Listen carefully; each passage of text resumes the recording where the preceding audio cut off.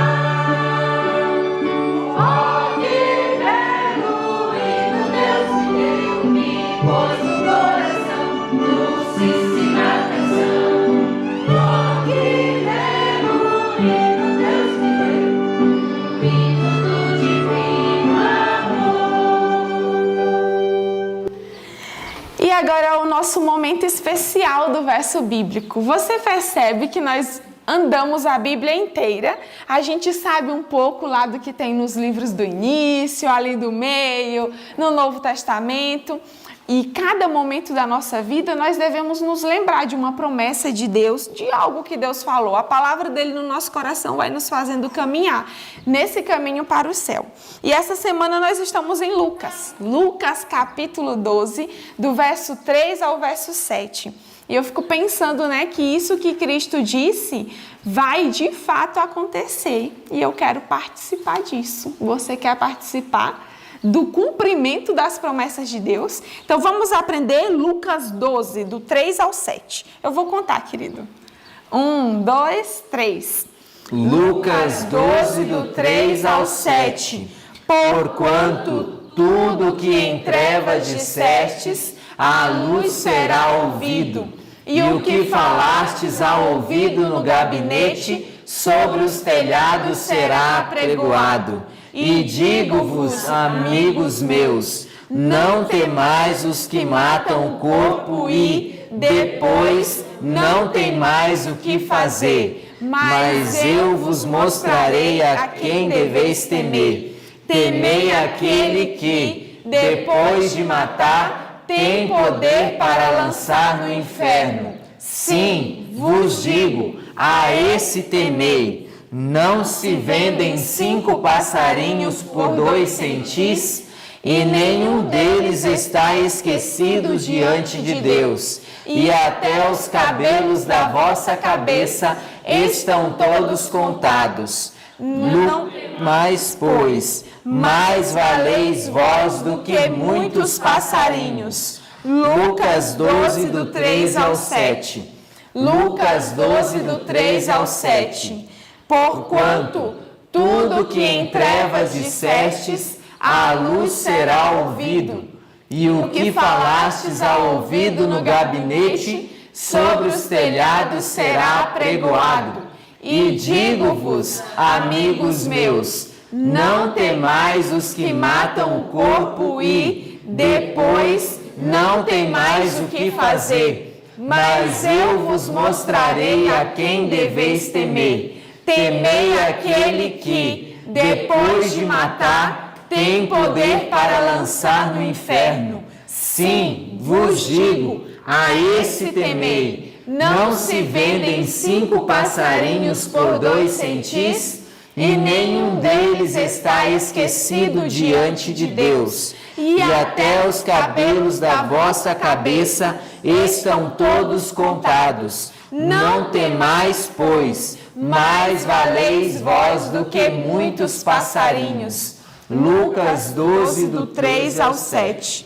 Lucas 12, do 3 ao 7. Porquanto tudo que em trevas dissestes, à luz será ouvido, e o que falastes ao ouvido no gabinete, sobre os telhados será apregoado. E digo-vos, amigos meus, não temais os que matam o corpo e, depois, não tem mais o que fazer, mas eu vos mostrarei a quem deveis temer. Temei aquele que, depois de matar, tem poder para lançar no inferno. Sim, vos digo, a esse temei. Não se vendem 5 passarinhos por 2 centis, e nenhum deles está esquecido diante de Deus. E até os cabelos da vossa cabeça estão todos contados. Não temais, pois, mais valeis vós do que muitos passarinhos. Lucas 12, do 3 ao 7. Amém! E sabe que eu li esses dias, e eu sei que você leu também, é bem possível, ali no capítulo Sermão da Montanha. Ali, Ellen White diz que Deus tem um livro, é o livro da providência. E no volume da vida tem uma página para cada um de nós. Então, ali estão o número de fios de cabelo que nós temos. Ali estão também todas as coisas da nossa vida. Então, o Senhor não nos esquece em nenhum momento. Nunca estamos ausentes do pensamento de Deus. Que coisa linda saber disso, né? Amém. Amém? Então, nesse momento, nós teremos o nosso estudo. Que Deus abençoe. Tenha um bom dia. Bendito seja o nome do Senhor por causa do ano bíblico. Eu tenho o privilégio de ter o ano bíblico na mão. Você tem o seu livrinho? Se você não tem, você tem que ir lá nos primeiros capítulos do ano, tá bom? Nos primeiros dias do ano, você vai ver que a gente postou lá para você colar dentro do seu celular, no seu computador, mandar fazer uma cópia, na minha época era Xerox, mas você manda fazer uma cópia, tá bom? Para você ter esse material prontinho para você ir seguindo. Daqui a pouquinho nós estamos passando da metade do ano, não é? Como passou rápido, não foi isso? E você leu bastante? Você leu tudo? Está envolvido nas mensagens do Senhor? Eu queria lembrar você do que estudamos ontem, do que temos estudado esses dias. Eu não sei onde é que está a minha coisinha de passar aqui, já está aqui? Olha só, essas tecnologias ajudam a gente que só. Pode colocar aí, Luan. Luan vai colocar uma imagem para vocês lembrarem do que estudamos. Abra sua Bíblia, por favor, no livro de Marcos, capítulo 12, que é uma das informações que asseguram o que Amós já tinha dito no Velho Testamento que aconteceria com o povo de Israel, né? O Senhor Deus, na sua misericordiosa bondade, no seu cuidado, no seu amparo para conosco, deu para Amós algumas visões do que aconteceria. Eu não sei se vocês se lembram que o Senhor Jesus tinha falado no dia de ontem sobre isso com os fariseus. Antes, porém, dá uma olhadinha em Marcos capítulo 12, onde o Senhor Deus, ao nos instruir, ele fala sobre a parábola dos lavradores homicidas. Lavradores homicidas. Você já parou para pensar nesse tipo de título? Lavradores homicidas. Nós somos tentados a dizer assim, ainda bem que não é comigo, né? Ainda bem que não é de mim que Jesus está falando. Puxa, já pensou alguém com ser o fruto ou o responsável por Jesus ter que dizer esta parábola? E Jesus então comenta o tributo a César, né? Quando aqueles homens foram enviados a Jesus, aqueles saduceus bonzinhos e jovenzinhos, e então Jesus mandou pegar um tributo a César e mostrar, né? De quem é a esfinge? De quem é a esfinge na moeda que vocês estão na mão, né? Aí eles disseram de César, e eu estou mostrando para vocês agora uma moeda daquela época. Aqui na Escola de Profetas nós temos uma moedinha do tempo antigo, só uma, né? Essa moedinha que a gente tem do tempo antigo não é essa daí, é uma outra da época de Constantino, mas esta que vocês estão vendo é real, é verdadeira, foi resultado das escavações, do material daquela época. E foi sobre uma moeda dessa que Jesus estava falando, quando Marcos, no capítulo 12, verso 13 em diante, comenta a respeito disso. E então, ali no verso 18 de Marcos 12, o Senhor Deus está tendo uma conversa com os saduceus, né? Conversando com eles, porque eles não acreditavam na ressurreição, não é? Não era assim? Eles não tinham nenhum tipo de... aliás, as crenças deles eram meio diferentes das dos fariseus, né? Avante, você vê o maior dos mandamentos. Dá uma olhadinha nessa imagem. Jesus falou sobre isso, né? Vocês estão vendo? Ele não comentou sobre o maior dos mandamentos, que hoje muita gente usa e julga que estes mandamentos, os 10 de lá do Antigo Testamento, foram reduzidos a 2. O que Jesus estava falando era exatamente o contrário. Jesus estava dizendo que os 10, olha bem, dependem destas duas informações. Bom, os 4 primeiros mandamentos, olha aqui, ó, não terás outros deuses diante de mim, não farás para ti imagem de esculturas nem as adorarás, não tomarás o nome do Senhor teu Deus em vão e lembra-te do dia do sábado para o santificar, está associado à primeira parte que Jesus falou, amar a Deus sobre todas as coisas. Não é interessante isso? Não quer dizer que amar a Deus sobre todas as coisas não precisa fazer isso. Para provar que ama a Deus sobre todas as coisas, é preciso fazer estas coisas que Deus pediu, que tem a ver com Ele, com a pessoa dele. E o restante do que Jesus disse, e ao teu próximo como a ti mesmo, são os outros 6 mandamentos. Honrar pai e mãe, não matar, não adulterar, não furtar, não dizer falso testemunho, não cobiçar. E então Jesus comenta com toda a propriedade, ele diz, destes 2 mandamentos, quais 2? Amar a Deus sobre todas as coisas e ao próximo como a ti mesmo. E desses 2 mandamentos depende o quê? Toda a lei e os profetas. Era isso que Jesus estava dizendo. E hoje em dia, infelizmente, muita gente pega esta deixa para dizer, não, Jesus resumiu os mandamentos em 2, então não precisa fazer tudo isso. Peraí. Seria uma loucura se fosse realmente desta forma, né? E nós encontramos ali também Jesus perguntando, o que dizem que eu sou? Filho de Davi? Lembra a situação de Jesus comentando? Quando eles diziam filho de Davi, quem que diz, vocês dizem que eu sou filho de quem que é o Cristo? O filho de Davi. Que interessante. Jesus fazia isso para fazer eles pensarem. Deixa eu dizer uma coisa. Como é bom fazer perguntas que levam as pessoas a pensarem, a raciocinarem, a tomarem uma posição, a pensarem de alguma forma sobre o que são realmente. E a oferta da viuvinha pobre, Jesus falou sobre isso também em Marcos 12. Mas o nosso pedido de hoje não é só sobre isso. Por favor, vai em Mateus capítulo 23, corre lá. Mateus 23, eu quero passar bem rapidinho porque o que eu tenho para falar para vocês hoje é muito grande. Mateus 23 traz a repetição desta mensagem de Marcos 12 de uma forma um pouco mais detalhada.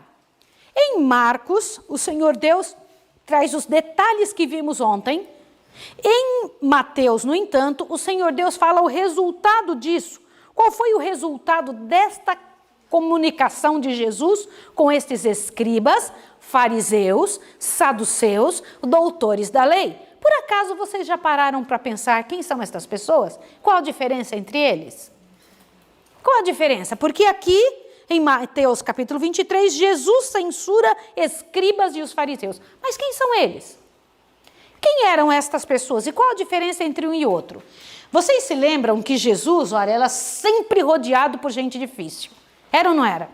Sim ou não? Sim. Eu tenho uma pergunta a fazer. Se vocês estivessem lá, se hoje vivessem lá, naquela época, vocês teriam coragem de falar com Jesus como esses homens falaram?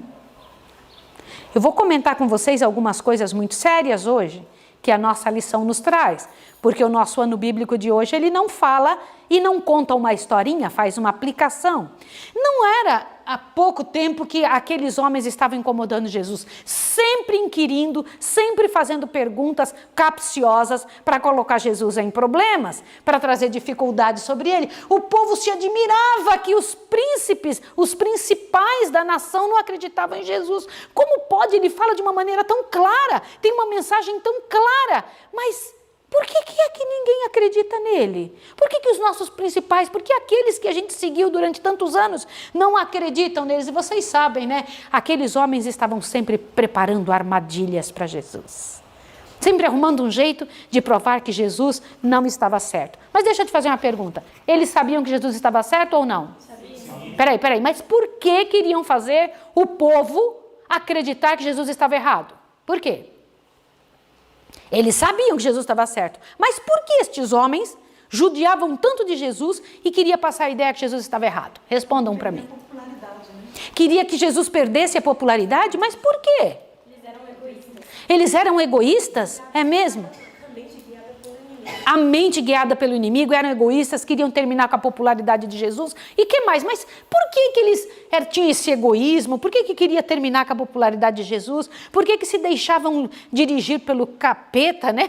Porque se eles eram os principais do povo. Porque os ensinamentos dele eram errados, né? E os de Jesus eram certos. Eita! Wando está dizendo que os ensinamentos destes homens eram errados e que eles não queriam que o povo prestasse atenção em Jesus, para que isso não ficasse claro para o povo de que, ei, estamos ensinando errado há tantos anos, e eles não queriam declinar da sua posição. Deixa eu comentar uma coisa para vocês saberem. Mudar de ideia não é feio. Você não tem um compromisso com o erro, você tem um compromisso com o que é certo. Então não se preocupe em mudar de ideia. Pode mudar de ideia. Se você falou tantos anos uma coisa e depois descobriu que não é, muda de ideia. Qual é o problema? Sim ou não? Sim. Não é uma beleza isso? Você não pode se sentir assim vendido para o Galileu. Não precisa sentir isso. O compromisso é com as coisas certas, com o acerto, não com o erro. Entenderam? Mas não era de pouco tempo que eles estavam incomodando Jesus. Desde quando Jesus era criancinha, é que Jesus era incomodado. Sim ou não? Gente, a vida de Jesus foi uma vida de incômodo todo o tempo. Lá estava Jesus sendo judiado, machucado, incomodado. E Jesus estava ali explicando. E então Jesus olha para aquele povo a quem ele tinha mostrado a dracma, o dinheirinho lá de César, a quem ele tinha comentado que ele era o filho de Davi. Aí ele fala, espera aí, eu vou ter que ser mais claro um pouco. Até agora eu tenho sido muito calmo, mas de agora em diante eu preciso falar com muito amor, mas falar a verdade. Tem um trabalho maior que eu preciso dizer. Aqueles homens que estavam ali, aqueles fariseus, aqueles saduceus, aqueles doutores da lei, aqueles essênios, aqueles escribas. Vem cá, antes da gente continuar, eu tenho que perguntar para vocês, qual a diferença entre eles? Qual a diferença entre um fariseu e um publicano? Qual a diferença entre um escriba, um saduceu? Vamos tentar entender isso? Isso ajuda a gente a entender, pode passar o próximo. Olha, os escribas, vamos entender sobre eles, eram homens considerados muito cultos, doutores, mestres especializados no estudo e na aplicação da Torá, nas leis da Torá. Tá bom? Então, o que você sabe sobre os escribas? Eram homens especiais. Lembrando que uma boa parte dos homens daquela época não sabiam ler. Tá bem? Então, esses homens eram úteis? Sim ou não? Sim, muito úteis. Necessários. Porém, eles tinham um problema. Por serem considerados doutores, por serem considerados especiais, por estarem envolvidos de alguma forma na vida pessoal das pessoas, eles se sentiam importantes. Eles se sentiam, sabe o quê? Indispensáveis. Puxa, que difícil. Vocês sabem que uma coisa pode ser boa em si mesma, mas quando está envolvida com miséria, com a desgraça do egoísmo, com a desgraça do pecado, acaba estragando o que tem de bom naquela coisa, infelizmente. E os escribas, embora fossem muito necessários, pode passar o próximo, estavam ali envolvidos em sofrimento. Meu filho, pode passar o próximo, viu? Então, os escribas eram esses. Vamos entender um pouquinho mais sobre eles. Eles tinham a necessidade de... Não pense que era uma coisa fácil. Hoje em dia, se eu quero escrever, eu puxo o quê? E o que mais? Pego um pedaço de papel, rapidinho, em 2 segundos está na minha mão, papel e caneta, lá vou eu e faço. Hoje em dia eu tenho um material dentro do meu computador, o PowerPoint, eu me invento, eu crio e eu faço. Mas naquela época, eles tinham que pegar tabuinhas, minha gente.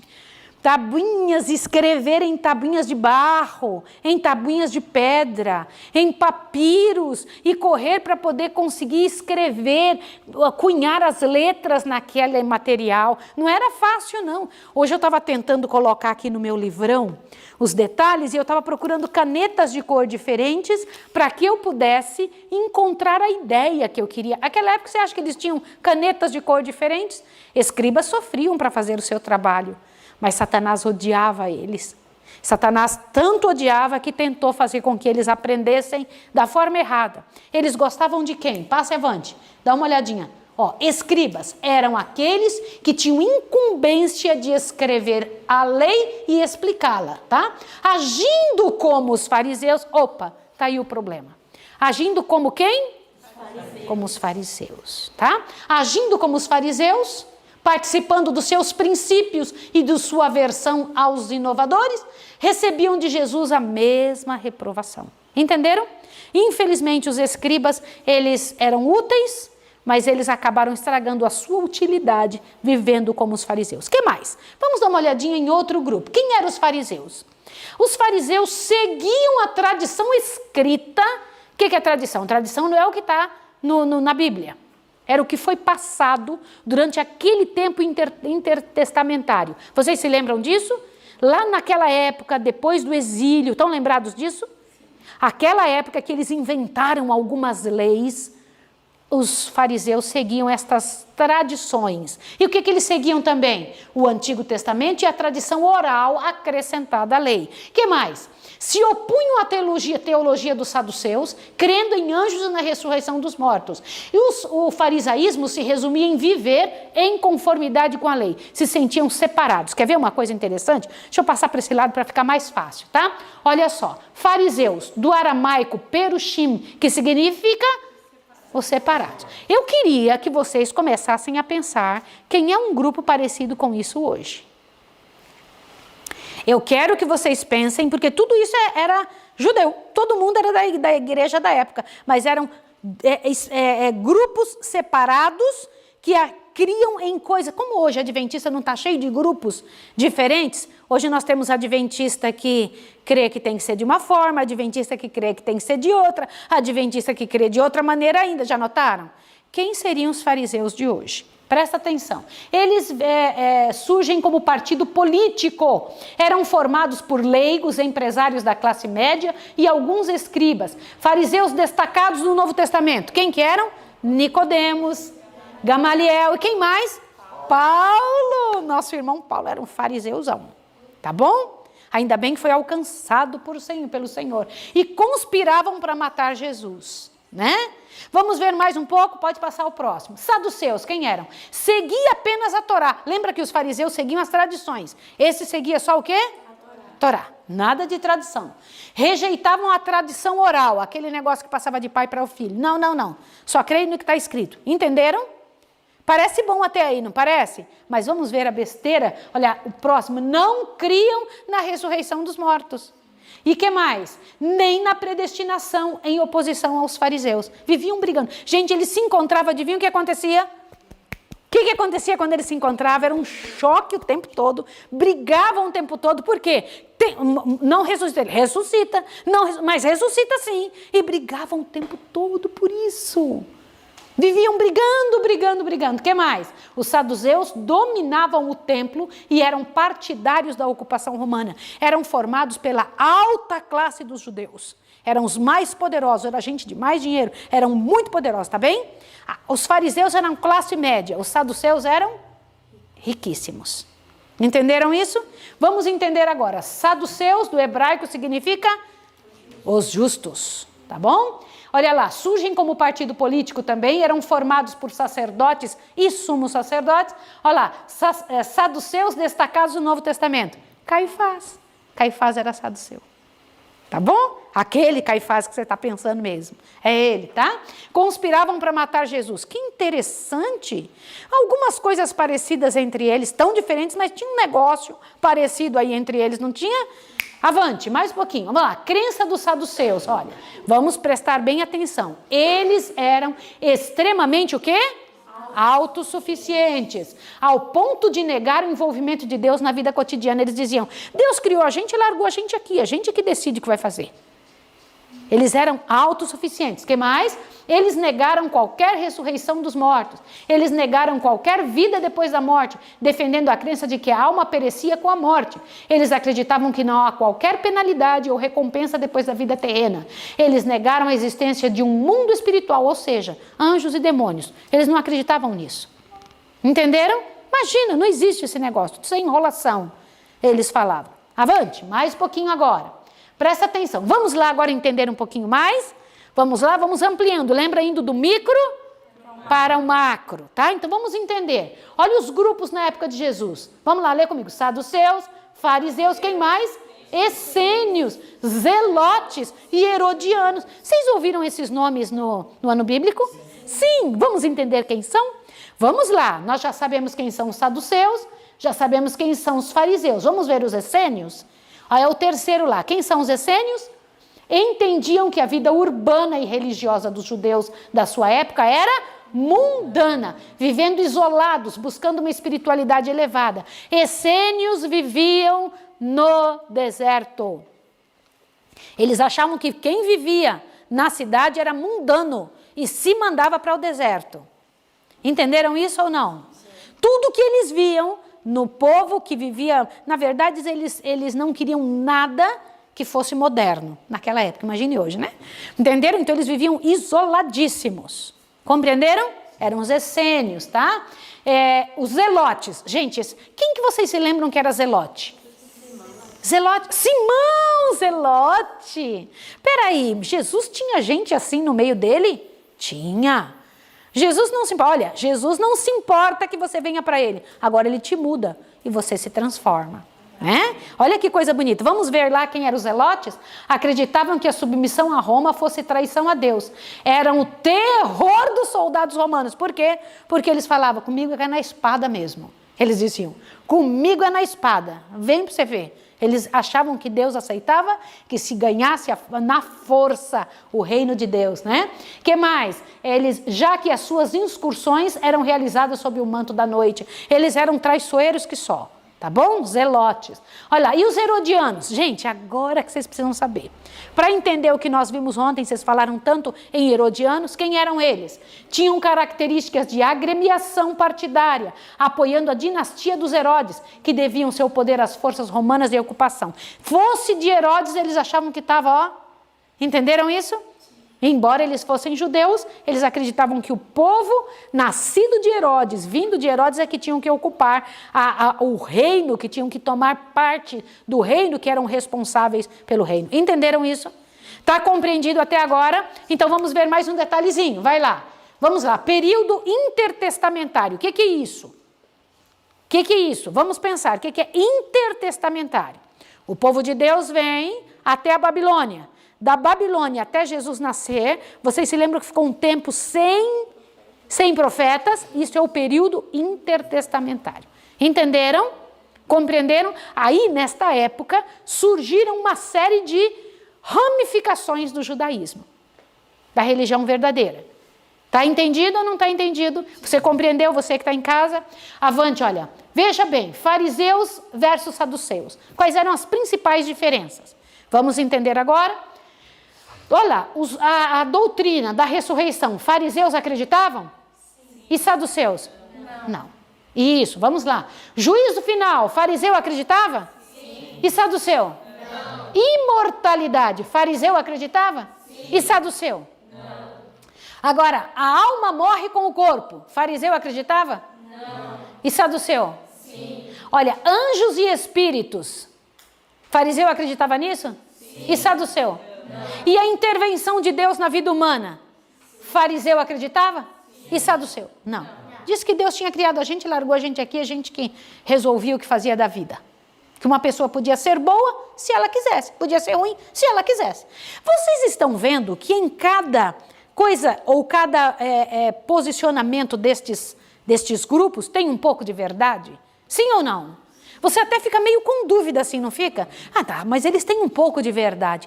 Mas Jesus era que tinha verdade completa. Por isso que Jesus veio para, colocar e tirar um pouco desse nublado da coisa, do que um acreditava e do que o outro acreditava. Veja esse próximo aqui, olha. Fariseus e saduceus. Gente, eu gostei demais desse negocinho aqui. Olha lá, os fariseus. Vai lá, vamos falar junto? Cremos na ressurreição dos mortos, nossa autoridade é a tradição oral e escrita, não somos partidários da ocupação romana. Peraí, vamos fazer diferente. Esse lado fala dos fariseus e esse lado fala dos saduceus. Combinado?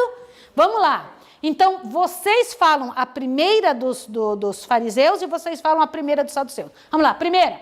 Cremos na ressurreição dos mortos. Não cremos na ressurreição dos mortos. Nossa autoridade é a tradição oral e escrita. Nossa autoridade é apenas a Torá. Não somos partidários da ocupação romana. Somos partidários da ocupação romana. Nossa ênfase é a obediência à lei. Nossa ênfase é no tempo. Olha lá. Nosso rebanho são as massas. Nosso rebanho são os ricos. Somos leigos e empresários. Somos sacerdotes. Peraí. Unimos-nos no interesse comum. Perseguir a Jesus e sua igreja. Tudo diferente do que acreditavam, mas tinha uma coisa que eles tinham em comum, qual que era? A amizade só existe entre os bons. O que existe entre os maus é cumplicidade. Eles brigavam entre si pelo que acreditavam, mas na hora de correr atrás de Jesus, quem que os estava impulsionando? Quem que era? Satanás. Sem dúvida nenhuma. Tanto um grupo quanto o outro. Avante, um pouquinho mais. Observe isso aqui, principais diferenças entre eles. Vocês estão vendo ali, tem até um pouquinho ali. Eu tenho os fariseus, saduceus, zelotes e essênios. Vamos fazer isso para que vocês não tenham dúvida. Vocês não podem ter dúvida, porque vocês são estudantes. Diz o quê? Fariseus, era um partido judaico. Eles eram populares, boa parte do grupo foi criticada por Jesus. E saduceu, partido judaico também. Eles eram aristocratas, não criam na ressurreição nem anjo. E zelotes, eram nacionalistas. Nossa, importante é a nação, tá certo? Eles possuíam ideias de independência de Roma, zelavam pela liberdade de Israel, por isso zelotas, tá bom? Avante, agora, os essênios eram um movimento. Qual a diferença? Olhe bem o que eu vou falar. Qual a diferença entre uma religião e um movimento? O que é um movimento? Os essênios eram um movimento, habitavam no deserto, eram sectários e eram ascetas. Eles falavam, não quero saber, eu não acredito no que vocês acreditam, quero ficar sozinho, meu negócio é ficar lá no deserto, eu quero estar longe de vocês, vocês são todos impuros, não quero saber de vocês. Placa de igreja não salva ninguém, acabou. Entenderam isso? Compreenderam ou não compreenderam? Vocês têm que gravar isso para na hora de ler, na hora de estudar, vocês saberem de quem Jesus está falando. E porque ele se dirigia, de certa maneira, para cada grupo. Vocês entenderam o que eu estou falando? Como é que ele falava com o fariseu? Como é que ele falava com o saduceu? Como é que ele falava com o escriba? Entenderam? Ele tinha que falar desta maneira. Avante, mais um pouquinho, para vocês entenderem. Agora eu vou perguntar uma coisa para vocês. Vocês sabem o que é isso aí? Vocês sabem o que é isso ou não? Gente, mas isso não parece engraçado? Este primeiro homem aqui, ó, eu tenho certeza que se não fosse esse livrinho na mão e este menininho vestido de judeu, você nunca, aliás, também se não fosse o quipá, você nunca iria dizer que este homem é algo mais do que um soldado. Não parece um soldado? Sim ou não? Sim. Mas vocês sabem por que ele está usando isso daqui nos braços, isso daqui na cabecinha do menino, isso aqui nos bracinhos do menino? Para gravar o quê? Gravar a lei. Foi isso que Jesus estava falando. Jesus viu a maneira como os saduceus, os fariseus, os doutores da lei, os escribas ensinavam errado o povo. Ele falou, eu preciso explicar para vocês, eu pedi para vocês guardarem entre os olhos a minha lei, para que vocês amarrassem ali no braço. Mas isso não era literal, Jesus estava pedindo que isso fosse feito, olha que interessante, dentro da mente, no braço, na mão forte. E eles faziam o quê? Amarravam no corpo, gente. Vocês sabiam disso? Eles faziam isso para serem vistos diante do mundo, para serem vistos diante das pessoas, para que tivessem, e até hoje se faz isso, até hoje esse tipo de ação. E Jesus mesmo disse, em Deuteronômio 6,8, também atará por sinal na tua mão e te serão por testeira entre teus olhos. E as pessoas entendiam só na letra da lei. Não entendiam a razão por que Jesus estava pedindo. Os judeus da época de Jesus não entendiam a razão das palavras de Cristo. E esse é o grande problema. Pois não, filho? Eles queriam viver o externo, né? Que as pessoas viam, né? Sim. Eles viam o interno, né? Isso. E a única coisa que importa, né? Jesus via ali onde importa. Aí você fala assim, então não tem problema que a gente faz por fora? Não é bem assim. Eu vou falar uma coisa para vocês. Quando Jesus dizia assim, hipócrita, vocês sabem o que é que ele queria dizer com essa palavra? Vou dizer para vocês o que está escrito lá no original, você vai se assustar. O Senhor Deus diz assim, ai de vós escribas e fariseus hipócritas. Em Mateus 23, 27 ele está dizendo, no original está escrito ator. Ator, vocês sabiam disso? Ai de vós, escribas e fariseus, atores, era isso que Jesus estava falando. Vocês ficam fingindo um negócio. Vocês atam pesados fardos sobre as costas do povo que vocês mesmos não são capazes de carregar. Vocês fazem isso para mostrar diante do povo, mas por trás vocês não fazem. Porque, gente, quem era que tinha adulterado com a mulher mesmo? Aquela que tinha sido trazida diante de Jesus? O Senhor Jesus disse que foram eles mesmos que trouxeram a mulher que tinham adulterado com ela. Eles pediam, exigiam do povo que eles não faziam. Outra coisa interessante que eu devo lembrar vocês, olha. Gente, abre bem o ouvido aqui, ó. Isso aqui eu quero ler porque está na minha Bíblia, isso é importante você entender. Olhe bem. Fazer o certo por não praticar o errado não é fazer o certo.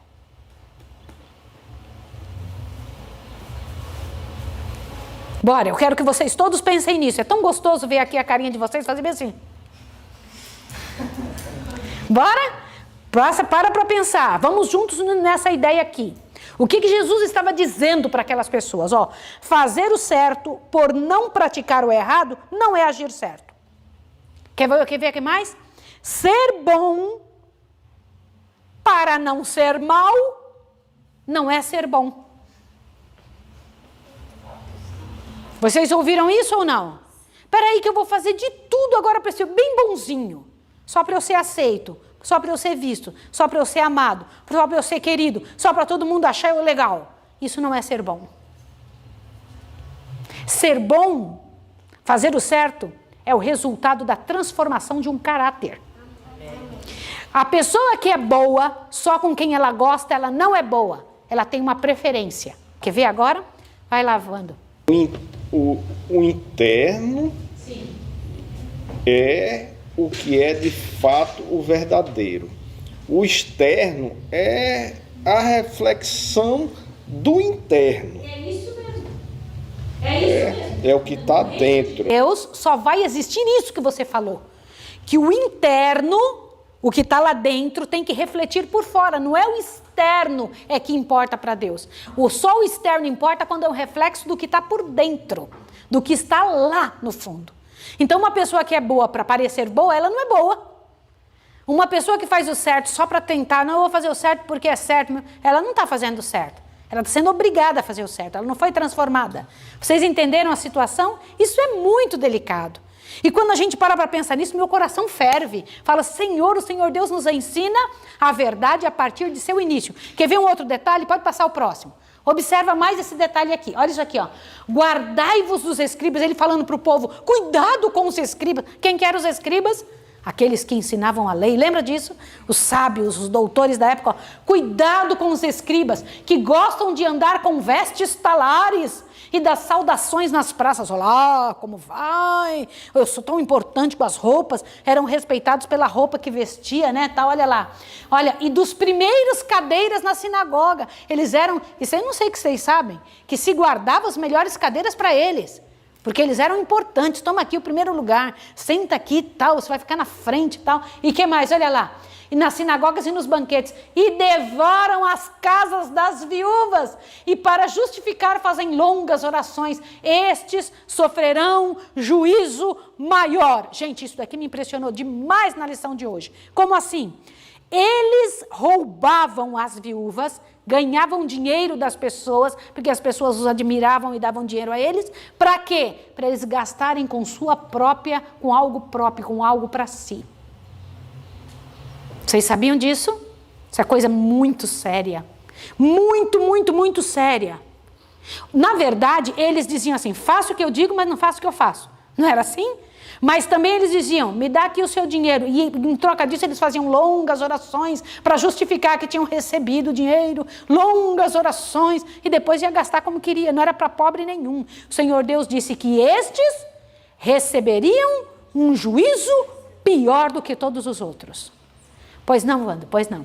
Ele criava fardos pesados, né? Veja que eles têm o poder da pena. Tinham. Né?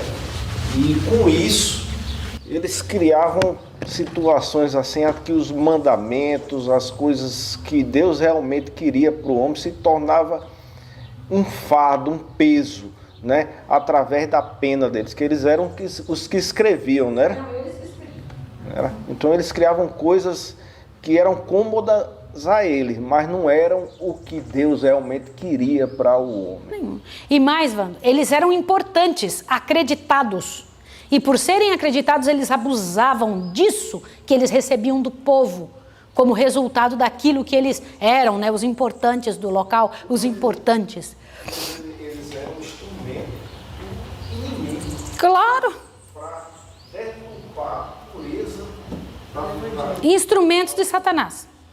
Instrumentos usados por Satanás. Que coisa terrível. Por isso que Deus disse, vocês receberão um juízo mais duro do que os outros, por fazerem isso com os coitados que colocam dinheiro nas suas mãos. Mas por que Deus queria que eles praticassem as coisas ao invés de só falar? Olha que coisa linda. À medida que a palavra de Deus é meditada e posta em prática, o homem todo é enobrecido. Quanto da gente é enobrecido? Todo, o homem inteiro. E Jesus depois disse assim, não chame ninguém de pai, nem de mestre, nem de reverendíssimo, nem de santíssimo. Não fale assim para as pessoas. Quem é que no mundo se chama assim? Santo pai, santo padre. Quem que se chama assim? Reverendíssimo, santíssimo. Jesus falou, não faça isso. Olha, Avante, dê uma olhadinha. A ninguém chamei de pai, mestre ou reverendíssimo. O maior entre vós será o servo. Este foi o ensinamento de Jesus. E disse isso para o povo. Eu não sei se vocês sabem que Jesus não está falando para fariseu, nem para saduceu, nem para escriba, nem para essênio, nem para zelote, nem para ninguém. Ele está falando para o povo comum agora. Ele deixou aquele povo lá tudo olhando para ele assim, ó, paralisado, e começa a falar para o povo contra aquele gentício. E estava falando com toda abertura. O que mais? O que mais trará condenação na hora do juízo? Olha, percebam bem, usar a religião para interesses próprios. Usar a religião para ganhar dinheiro, usar a religião para facilidades, para posições, para condições melhores e para enganar os semelhantes. O Senhor Deus disse que a pessoa receberá um juízo especial. Avante, um pouquinho mais. E então ali foi que Jesus olhou e falou bem assim, enquanto Jesus falava, quem que apareceu? Uma viúva pobre. Ela veio com 2 moedinhas, envergonhada, escondida por entre as coisas, e veio bem devagarinho, assim, sem para ninguém ver, jogou 2 moedinhas e saiu. Quando ela saiu, ela encontrou o olhar de Jesus olhando para ela, ela bateu o olho nele e falou, ai, que vergonha. Vocês sabiam disso? Sabia que foi desse jeito? Eu fiquei impressionada de ver esse detalhe. Diz que ela foi colocar as 2 moedinhas, enquanto Jesus estava falando isso, foi colocar as 2 moedinhas e Jesus pegou e parou e olhou na frente dela e ela saiu, olha o olhar de Jesus. E diz que o olhar de Jesus tinha tanto amor e ele diz o seguinte, olha bem o que foi que Jesus falou. Ai, gente, que coisa linda. Ele disse, o Salvador chamou a si os seus discípulos e convidou-os a notar a pobreza da viúva. Então soaram os ouvidos dela suas palavras de louvor. Em verdade vos digo, que esta lançou mais do que todos, esta pobre viúva. Lucas 21:3. Aí quando ela ouviu isso, ela falou, ai, as minhas 2 moedinhas são importantes. Eram as moedas mais simples, eram as mais pobrinhas, mas era todo o mantimento que ela tinha. Vocês sabiam disso? Era tudo que ela tinha, era comida, era pão na boca. Era uma viúva, não tinha ninguém para dar isso para ela. E quando Jesus disse isso, falou, é isso daí que eu quero. Eu quero que vocês façam isso. Eu quero que vocês tenham esse tipo de posicionamento. Muitas vezes nós achamos que o nosso trabalho, por ser trabalho simples, por ser um trabalho desgastante, por ser um trabalho que exige sacrifício, nós estamos sendo massacrados ou estamos sendo escravizados. Mas olha o que Jesus diz. E eu quero ler isso daqui para você ouvir. Diz assim, é o motivo que dá sentido às nossas ações, assinalando-as com ignomínia ou elevado valor moral. Não são as grandes coisas que todos os olhos veem e toda língua louva que Deus considera mais preciosos. Os pequenos deveres cumpridos com contentamento. Como é que é? Os pequenos deveres cumpridos com o quê? De novo eu vou falar então. Fazer um trabalho só para tirar da frente, presta atenção, vou fazer porque é minha obrigação. Não é fazer do jeito que Deus quer. Fazer os pequenos deveres cumpridos com contentamento, as pequeninas dádivas que não fazem vista ou podem parecer destituídas de valor aos olhos humanos, ocupam muitas vezes diante de Deus o mais alto lugar. Aleluia, glória ao nome do Senhor. Um coração de fé e amor é mais precioso para Deus que os mais custosos dons. A viúva pobre deu de sua subsistência para fazer o pouco que fez. Privou-se de alimento para oferecer aquelas 2 moedinhas à causa que amava. Que coisa linda, que coisa bonita. E Jesus ainda comentou com ele, sabe por que eu estou falando isso para vocês? Jesus disse, porque vocês, avante, pode passar um pouquinho, olha lá Jesus olhando para ela, né? Ali está Jesus olhando, ela bateu o olho em Jesus, avante. Aí o Senhor Deus disse, vocês são condutores cegos, disse para ele. Estes fariseus são condutores cegos, estão tentando dirigir pessoas e eles mesmos não enxergam, não veem. Eu achei interessante demais essa imagem, né? Uma imagem que mostra bem claro, condutores cegos. Como é que vai conseguir levar alguém para algum lugar? Jesus disse, vocês são condutores cegos. Avante. E diz, ai de vós, escribas e fariseus hipócritas, porque dais o dízimo da hortelã, do endro, do cominho, e tendes omitido o que há de mais importante na lei, a saber, a justiça, a misericórdia, a fé. Estas coisas, porém, deveis fazer sem omitir aquelas. Eu não sei se vocês sabem, Jesus não estava dizendo que não era para dar o dízimo, né? Jesus estava dizendo o quê? Que eles ficavam ali medindo cada detalhezinho, não podia ter nada, eles cuidavam, eles somavam a hortelã, o endro, que é tão pequenininho, para dar o dízimo. Eu dou o dízimo, eu sou dizimista, tal, mas esqueciam as coisas principais. Jesus disse, façai estas sem esquecer aquelas. Mas tinha uma outra coisa importantíssima que eu achei muito engraçado. Eu não sei se vocês sabem, Jesus os chamou de sepulcros caiados. Vocês sabem por quê? Vou chamar a atenção de vocês para um negócio que eu descobri estudando isso aqui. Sabe por que Jesus falou condutores cegos? que coais um mosquito e engolis um camelo. Por que Jesus falou isso? Sabe que ele disse isso em Mateus 21, 34. Por que ele falou isso? Eles eram melindrosos em pequenas leis, mas esqueciam da lei. Eram melindrosos em pequenas leis e esqueciam do amor ao próximo, ao cuidado com os outros. Ótimo. Mas vocês sabiam que eles faziam uma coisa? 1, 2, 3. Vocês vão saber um negócio muito legal. Ó, presta atenção aqui. Foram a extremos injustificáveis. Só porque eles queriam parecer justos, eles tinham extremos injustificáveis. Quais? Te assusta agora, ó. Entre outras coisas, tinha o povo que coar toda a água que ia usar. Coar a água que ia usar? Como assim? Sabe por que eles tinham que coar a água? Para que não contivesse ela qualquer pequenino inseto, o qual poderia ser classificado entre os animais imundos. Jesus, comparando essas fúteis práticas com a magnitude de seus pecados reais, disse aos fariseus, condutores cegos, que coais um mosquito e engolis um camelo. Vocês entenderam que eles não podiam beber água se eles não coassem tudo? Vocês sabiam disso? Porque podia ser que tivesse algum insetinho bem minúsculo. Gente, já pensou um povo que tinha que coar tudo porque não podia? Então, e isso era a lei. Se não fizesse isso, não ia para o céu. Eu queria que vocês estivessem aqui para olhar a cara de vocês bem assim. É sério ou não é? Condutores cegos, sepulcros caiados, parecem bom por fora, mas por dentro estão podres, Jesus falou. Vocês estão podres por dentro. Outra coisa ele falou, isso aqui eu acho extremamente significativo. Gente, para mim, aqui está, por isso que eu escrevi várias vezes, extremamente significativo. Extremamente significativo. Por quê? Aqui está a parte principal. Olha só. Jesus disse em Mateus 23, ou vocês mudam de vida, ou vai recair sobre vós, o quê? O sangue derramado sobre a terra, desde o sangue do justo quem? Abel, até o sangue de Zacarias, filho de Baraquias, a quem matastes entre o santuário e o altar. Deixa eu fazer uma pergunta. Por acaso eles tinham conhecido Abel pessoalmente? Não. Eles tinham conhecido esse outro profeta? Irmãos, deixa eu perguntar uma coisa para vocês. Por favor, em nome de Deus, do que Jesus está querendo falar? Disse, vocês serão culpados desde o sangue de Abel até agora. Irmãos, quando eu li isso, quando eu entendi isso daqui, eu me assustei. Vocês sabem o que Jesus está dizendo? Que a pessoa que se mantiver como fariseu,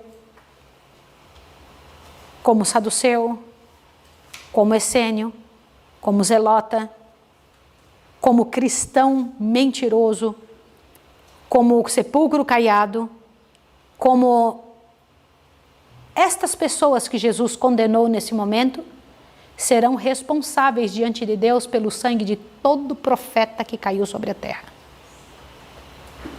É visto por Deus como responsável por aquilo que poderia ter sido diferente. Eu não sei se vocês sabem que eles adornavam os sepulcros dos profetas. Sabiam disso?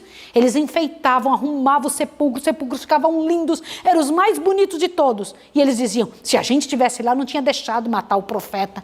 Mas eles estavam doidos para matar quem? Aliás, quem foi que eles mataram mesmo? Avante, quem foi que eles mataram? Quem que eram esses daí? Eles mesmos mataram os discípulos. Eles que disseram, se nós estivéssemos lá, não teríamos deixado matar os profetas. E quem foi que eles mataram? Os discípulos.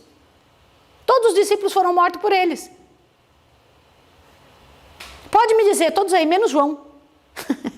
Gente, que gente hipócrita, que atores que eram, que atores. E quando eu fico pensando, Jesus naquele dia, não pense que ele falava com vingança, ele falou com o povo com muito amor e com lágrimas na voz. Ele falou com o povo sofrendo, dizendo, olha gente, eu preciso ainda dizer a última coisa para vocês. Virou para os discípulos e disse o seguinte, virou para todo mundo, pode passar, disse, olha aqui, a vossa casa vai ficar vazia. E saiu do templo para nunca mais voltar. Eis que a vossa casa vos ficará deserta. E foi isso mesmo que aconteceu. Foi a última vez que Jesus entrou no templo. Saiu dali para nunca mais voltar.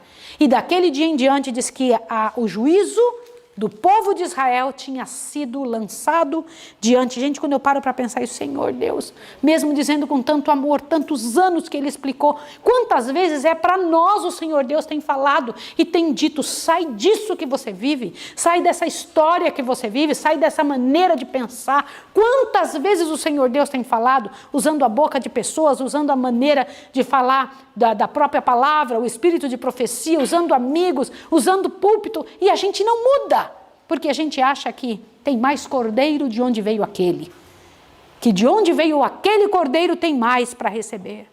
Mas a nação Israel, como nação, divorciara-se de Deus.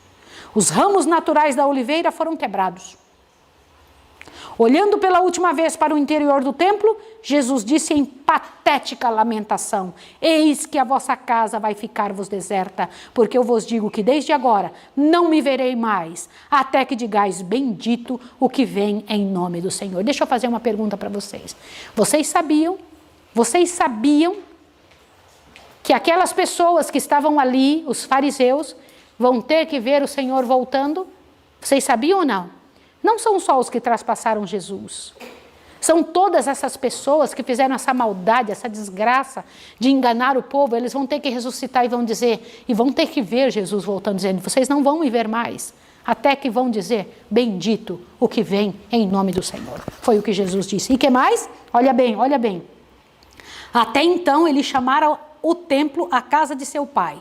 Mas agora, ao sair o Filho de Deus, de entre aquelas paredes, a presença de Deus seria para sempre retirada do templo construído para a sua glória. Como? No momento em que Jesus colocasse o pé, quem que estaria saindo junto com Jesus? O próprio Deus. A glória de Deus nunca mais entraria naquele templo. Deixa eu te fazer uma pergunta para você que está em casa. Quantos anos depois disso o povo judeu ainda continuou levando cordeiros, fazendo os ritos? Mais 40 anos. E Deus não estava presente. O próprio Deus, a glória de Deus, o Senhor não estava mais presente. Olha que interessante. Daí em diante suas cerimônias seriam destituídas de sentido. Uma zombaria, os seus cultos. Como é terrível ter Deus falando com a gente tanto tempo e a gente dito não para o Senhor. Porque o Senhor Deus nunca sai, nunca abandona, sem antes ter feito todo um trabalho, um tremendo trabalho de pedido, de reclamo, de falar, não faz isso, não é assim, não é desta forma. O Senhor Deus, na sua misericordiosa bondade, na sua bondade para conosco, tem dado a chance da gente buscar ao Senhor e tem falado conosco. A Railana vai cantar agora, ela vai cantar um hino muito bonito do Inário Adventista. E eu queria que você aí em casa, que está me ouvindo, vocês que estão aqui, usassem esse momento para dizer assim para Deus, Senhor, me ajude, trabalhe comigo, faça em mim o teu trabalho, me ajude a ser cristão puro, verdadeiro, segundo o teu querer, segundo a tua maneira de pensar. Que o poder do Senhor nos encha o coração e nos fortaleça na glória e na misericórdia de Jesus. Amém. Bendito e glorioso Pai Celestial, o Senhor estava ali quando Jesus pronunciou essas palavras, esses ais sobre os fariseus. O Senhor está aqui conosco também, Senhor, e nós imploramos a Ti, faça o que for preciso, mas não permita que sejamos pessoas com essas características que estudamos hoje. Que o Teu poder esteja sobre nós, que o Senhor arranque de nós, custe o que custar, tudo isso, Senhor Deus, que o Senhor condena. Te pedimos a Tua bênção sobre o nosso coração, nossa vida, os missionários do campo, os outros ministérios. Te imploramos, Pai Santo, que em nome de Jesus, nossas ações, nossas atitudes sejam pelo Seu amor, em função daquilo que o Senhor quer, e seja a razão do Senhor ter nos transformado. Por isso, Senhor, nos transforme para a Tua glória, em nome do Senhor Jesus. Amém, Senhor. Amém. Um abraço para você que está em casa e até amanhã. Um abraço.